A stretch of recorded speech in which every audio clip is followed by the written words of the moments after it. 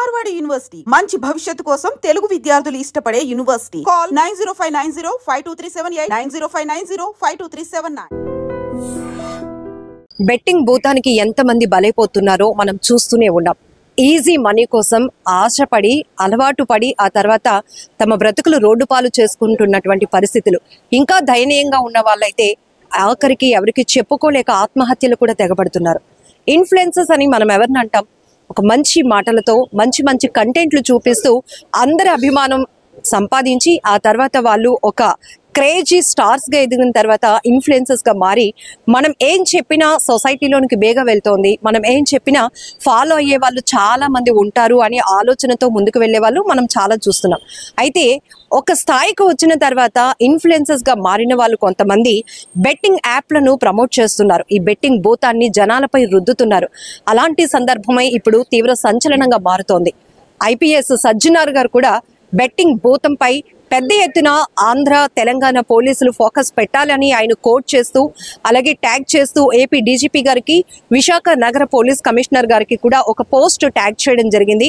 అందులో పర్టికులర్ గా సజ్జనార్ గారు మెన్షన్ చేసిన అంశం కూడా ఎవరైతే టిక్ టాక్ లోకల్ బాయ్ నానిగా ఇన్ఫ్లుయెన్సర్ గా ప్రస్తుతం ప్రతి ఒక్కరికి నోటెడ్ అయినటువంటి వ్యక్తి తన భార్యతో పాటు ఒక చిన్న వీడియో కాన్వర్జేషన్ అనేది ఎలా ఈజీగా అంటే కష్టపడకుండానే మనం డబ్బు సంపాదించవచ్చా ఈజీగా, అది కూడా నిమిషాల్లో వేలకు వేలు ఎలా సంపాదించవచ్చు అని నడిచినటువంటి ఆ వీడియో కాన్వర్జేషన్ తీవ్ర అభ్యంతరకరంగా ఉంది. దాంతో పాటు ఇది సొసైటీని చెడగొట్టే విధంగా ఉంది. కాబట్టి దీనిపైన ఇమీడియట్ గా ఏపీ డీజీపీ అలాగే విశాఖ నగర పోలీస్ కమిషనర్ ఫోకస్ పెట్టాలి అని చేసినటువంటి పోస్ట్ ఇప్పుడు తీవ్రంగా వైరల్ అవుతోంది.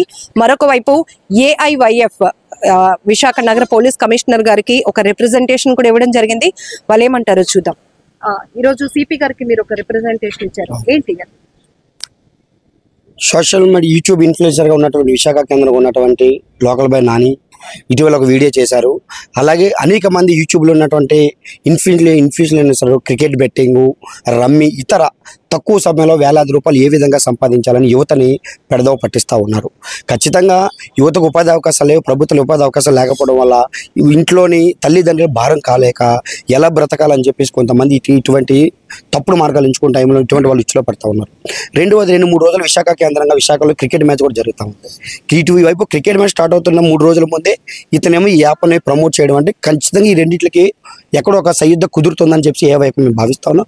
ఖచ్చితంగా ఏదైతే క్రికెట్ జరుగుతూ ఉందో ఆ క్రికెట్ బెట్టింగ్ బట్టి ఇక్కడ ఎక్కువ బెట్టింగ్ నడపాలని ఉద్దేశం పూర్వకంగా ఇది చేశారని చెప్పి మేము భావిస్తూ ఈరోజు విశాఖ నగర సిపి గారు కూడా మెమోరాండం ఇచ్చాం. ఆయన కూడా కేసు పెట్టాం. మీరు కూడా రావడం చాలా మంచిది. ఖచ్చితంగా అతనిపై చట్టపరమైన చర్యలు తీసుకుంటా ఉన్నారు. మేము అతనే కాదు అనేక మంది యూట్యూబర్ ఇన్ఫ్లుయెన్సర్లు క్రికెట్ బెండర్ రమ్మీ మీద పెడతా ఉన్నారు. ఖచ్చితంగా తీసుకోవాలి. ఎందుకంటే ఈరోజు యువత చాలా మంది ప్రాణం చలిస్తూ ఉన్నారు, చచ్చిపోతూ ఉన్నారు. కొంతమంది అయితే చచ్చిపోలేక దొంగతనాలు పాల్పడుతూ ఉన్నారు. ఆడవాళ్ళ మెడలో చైన్లు తెంపుకెళ్ళిపోతూ ఉన్నారు. డబ్బులు పోయిన తర్వాత గంజాయిలకు అలవాటు పడుతూ ఉన్నారు. దొంగతనాలకి అనేక చట్ట వ్యతిరేక కార్యకలాపాలకి ఈరోజు యువత పెడదవ పడుతూ ఉన్నారంటే ఇటువంటి వారు కూడా యూట్యూబ్ ఇన్ఫ్లుయెన్సర్లు అంటే మంచిని తెలియజేయాలా సమాజానికి, సామాజిక దృక్పథం మానవత దృక్పథంతో సమాజానికి ఏం కావాలో గుర్తించాలి. కనీసం మీరు ఏం చేయకపోయినా సరిగ్గా ఉన్నా చాలు. కానీ ఇలాగా యువతను పెడదవ పట్టే విధానాలు చేస్తే మాత్రం ఏ వైపుగా మేము ఎక్కడ సహించలేదు, సహించము. ఎప్పటికప్పుడు సంబంధించిన చట్టం దృష్టిలో తీసుకెళ్తాము అని చెప్పేసి ఏ వైపుగా తెలియజేస్తున్నాం. మీడియా వేదిక ఏ వైపుగా యూట్యూబర్ ఇన్ఫ్లుయెన్సర్కి ఒకటే చెప్తా ఉన్నాము, మీరు ఇప్పటికే మీ కార్యకలాపాలు ఎక్కడెక్కడ స్తంభింప చేయండి. లేదంటే మీ ఇళ్లను కూడా మేము నిరుద్యోగ యువకులను తీసుకొచ్చి మోసపోయిన వాళ్ళు తీసుకొచ్చి మీ ఇళ్లను కూడా ముట్టడించడానికి కూడా వెనకాడబోని చెప్పి తెలియజేస్తాం. మీరు చెప్పండి. సజ్జనార్ గారు కూడా రెస్పాండ్ అవ్వటం అలాగే ట్యాగ్ చేస్తూ ఆయన కోట్ చేసినటువంటి మాటలు కూడా మీరు చూసారు కదా.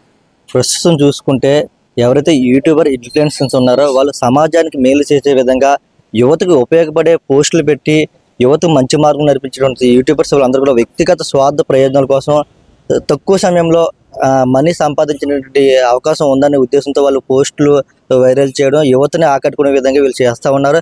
ఈ ప్రస్తుతం సమాజంలో ఉద్యోగాల అవకాశం లేక యువత ఉన్న సమయంలో అదే అనుకూలంగా తీసుకొని చొరవగా తీసుకొని ఈ యూట్యూబ్లో ఇన్ఫ్లుయెన్స్ ఏం చేస్తున్నారంటే తొక్కి సమయంలో అమౌంట్ సంపాదించిన ఉద్దేశంతో వాళ్ళని లక్షల రూపాయలు అప్పు చేసే విధంగా వాళ్ళు బెట్టింగ్ చేసే విధంగా వాళ్ళు ప్రోత్సహించడంతో యువత అవగాహన లేక ఇటువంటి చట్ట వ్యతిరేక కార్యకలాపాలకు పాల్పడుతూ ఉన్నారు. ఈరోజు యువత కూడా మేము ఒకటే విజ్ఞప్తి చేస్తూ ఉన్నాం. ఈరోజు సోషల్ మీడియాలో అనేక ప్రచారాలు జరుగుతూ ఉన్నాయి. ఎంతోమంది యువకులు అప్పు చేసి బెట్టింగ్ చేయడం వల్ల బయట సమాజానికి సమాధానం చెప్పలేక, తల్లిదండ్రులకు సమాధానం చెప్పలేక ఎంతోమంది ఆత్మహత్యకు పాల్పడే పరిస్థితులు మనం చూస్తున్నాం. అయినప్పటికీ ఎందుకు యువత ఇటువంటి పెడదావని పడతా ఉన్నది? యువత అంతా కూడా గమనించాలి. ఈ యూట్యూబ్ ఇన్ఫ్లుయెన్స్ ఎవరైతే ఉన్నారో ఈ రాష్ట్ర ప్రభుత్వాలు కదా, కేంద్ర ప్రభుత్వాలు పటిష్టమైన నిఘా ఉంచి ఇటువంటి సంఘ వ్యతిరేక కార్యకలాపాలు పాల్పడే అందరి మీద చట్టరీత్యా చర్యలు తీసుకోవాలని చెప్పేసి ఈరోజు ఆల్ ఇండియా యూత్ ఫెడరేషన్గా మేము తెలియజేస్తున్నాం. దీనికి సంబంధించి ఈరోజు నగర సిపి శంకరప్రసాద్ గారికి కూడా మేము ఫిర్యాదు చేయడం జరిగింది. ఇదివరకు మేము నిన్ననే కేసు ఫైల్ చేయడం జరిగింది.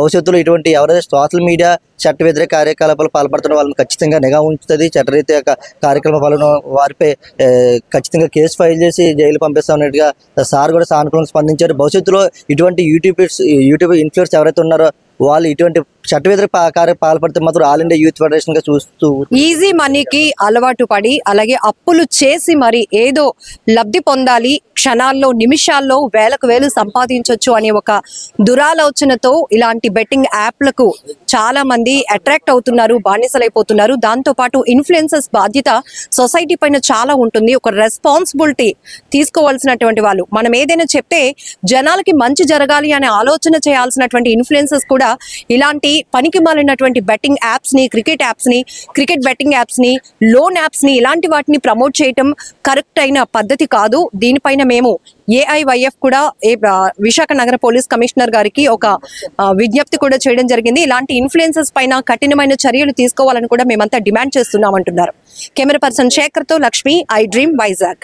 యూట్యూబర్ నాని మీద నిన్ననే కంప్లైంట్ వచ్చింది. కంప్లైంట్ రాగానే కేసు కూడా క్రిమినల్ కేసు రిజిస్టర్ చేయడం జరిగింది. ఇప్పుడు దర్యాప్తు చేస్తున్నాం. ఇంకా కొందరు ముందుకు వచ్చి కంప్లైంట్ ఇస్తున్నారండి. ఆ కంప్లైంట్ కూడా సేకరిస్తున్నాం. త్వరలో చట్టపరమైన చర్య తీసుకోవడం జరుగుతుంది. సార్, ముఖ్యంగా బెట్టింగ్ సంబంధించి ఎలాంటి నిఘా ఉంది సార్? మ్యాచ్ కూడా ఉంది కాబట్టి మీరు సిటీలో ఎలాంటి? ఇప్పుడు ఆల్రెడీ 2 కేసులు రిజిస్టర్ చేయడం జరిగింది. ఒక కేసులో 12 మంది, ఇంకొక కేసులో 2 అరెస్ట్ చేయడం జరిగింది. క్రికెట్ బుకీస్ ఎక్కడ ఉన్నా, మన జిల్లాలో ఉన్నా, బయట ఉన్నా, మా స్పెషల్ టీమ్స్ పంపించి పట్టుకుని రావడం జరుగుతుంది.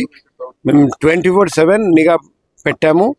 ఎందుకంటే ఛాంపియన్స్ లీగ్ తర్వాత ఐపీఎల్ అన్ని మ్యాచెస్ కూడా జరగబోతున్నాయి. సో క్రికెట్ బెట్టింగ్ వలన ఎవరు మోసపోకూడదు, ఎవరు నష్టపోకూడదు, అది ఎన్ష్యూర్ చేయడానికి డిస్ట్రిక్ట్ పోలీస్ అన్ని విధంగా చర్యలు తీసుకుంటున్నారండి. సిటీ టాస్క్ ఫోర్స్ కూడా స్పెసిఫిక్గా టాస్క్ ఇవ్వడం జరిగింది. సైబర్ క్రైమ్ పోలీస్ కూడా, లా అండ్ ఆర్డర్ పోలీస్ కూడా అదే పని మీద ఉన్నారండి. మా పర్సనల్ కాంటాక్ట్ నెంబర్ 7995095799 కూడా పబ్లిక్ అందరికీ ఇవ్వడం జరిగింది. ఈరోజు కూడా పబ్లిక్ ఫోన్ చేసి నాకు క్రికెట్ బెట్టింగ్ గురించి ఇన్ఫర్మేషన్ షేర్ చేశారండి.